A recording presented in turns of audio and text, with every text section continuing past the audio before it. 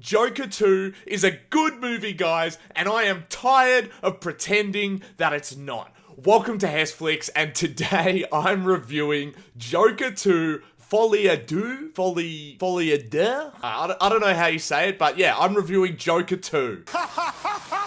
For me personally, I really enjoyed this film. It went in a completely unique and interesting way that I did not expect. A lot of this movie follows the trial of Arthur Fleck and essentially acts as a courtroom drama that dissects the events of the previous film. Maybe I haven't watched enough movies, guys, but for me, I thought it was a creative and fun idea to get the characters from the last movie up on the stand as witnesses and dissecting the events of the previous film. Not only did I think it was really creative, I also thought that they used the courtroom and the broader events of the film as a whole in a really effective way to explore the psyche of Arthur Fleck. I thought it explored his character really well. I think there's so many people that are going to be big comic book fans saying, no, this isn't how the Joker is meant to be. This isn't how Harley Quinn is meant to be. But for me, I'm not as connected to that IP, so I just watch it as a film and as a character, and the character as I understood him from the previous movie. And I thought that this sequel did a fantastic job of carrying on exploring who that character, Arthur Fleck, really was and how he ticked up here. I do think Harley Quinn's character was sorely underdeveloped. Like, we really had no idea why she loved the Joker so much, why she was so obsessed with him. And maybe it is a bit of a cop-out, but I think we're more seeing through the Joker's eyes. Like, that's kind of the point, that she's not developed, because it's only really how he sees her. You might view the film a different way, but I think you can view it as if she's not even potentially a real person. She's just another figment of Arthur Fleck's imagination, or somebody completely different or representative of the fantasy that he has inside his head. I thought it did a great job of showing how Arthur would switch from being head over heels for Harley Quinn to then being a bit scared or paranoid or even suspicious of her. I think that whole relationship dynamic was a really interesting way to understand a bit more about his traumatic past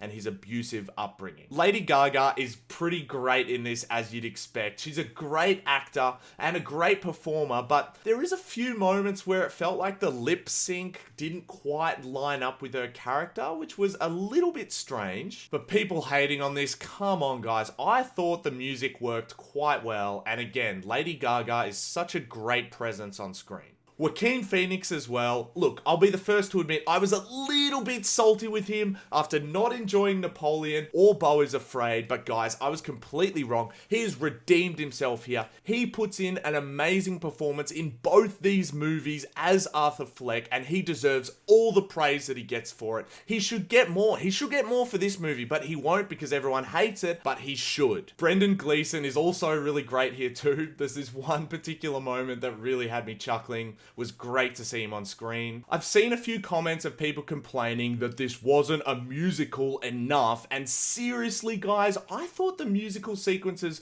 actually worked really well. For me, I'm the kind of person when I watch a musical, I don't want it to be singing the whole time. It happens every so often, but the film is still grounded in reality, and I like that. And also guys, the songs are funny, they're entertaining, and there were some covers of songs in there that I really like. This movie is getting so much hate. As of recording this on the 4th of October, it's got an ugly 2.7 on Letterboxd, 5.5 out of 10 on IMDb, and a rotten 39% on Rotten Tomatoes. I've barely read and I haven't watched any reviews yet because I wanted this to be an original take, but even just scrolling through the top reviews on Letterboxd, they're all so hateful. This was effing trash, and I don't even understand how anyone could give this a high rating. Come on guys, aren't we beyond that kind of film discourse? I really can't believe how many people actively dislike it. Look guys, maybe I'm a weird guy, maybe I have a weird sense of humor, but this film perfectly lined up with what I think is funny. I really thought it was a funny film, and it's a movie about the Joker. Isn't that what you want? And that ending, which I won't spoil, a lot of people hate.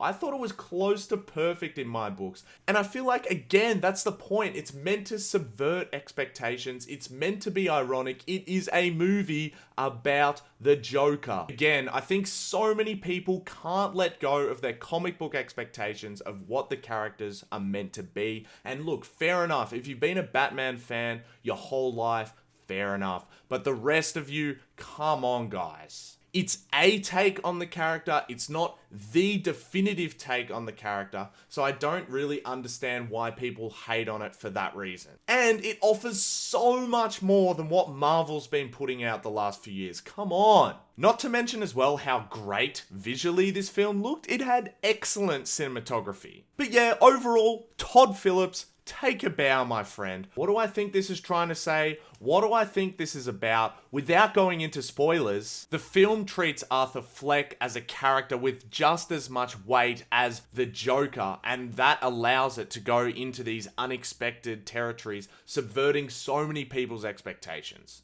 It's a look into the mind of a sad, crazy person with a traumatic past, trying to understand why they committed crimes and a little bit more into their psyche. If you can view the film as just that, you will enjoy it. And if you guys want me to do a full spoiler discussion video of this movie, let me know down below. So overall, I'm giving Joker Folie À Deux 5 stars.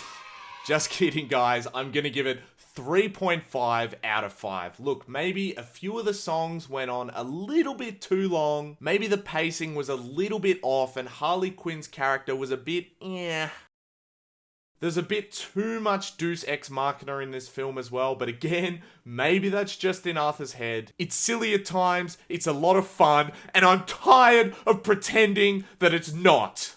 Hopefully you guys can see that I am taking the mickey a little bit here and playing into this a little bit. But for people that ask why was this made, saying that it shouldn't exist, come on guys, it is 50 billion times better than some of the worst corporate crap that the big movie studios have been putting out the last few years. It's funny, it's creative, it takes a big swing, and that's why you should check it out in cinemas. Let me know in the comments what you think.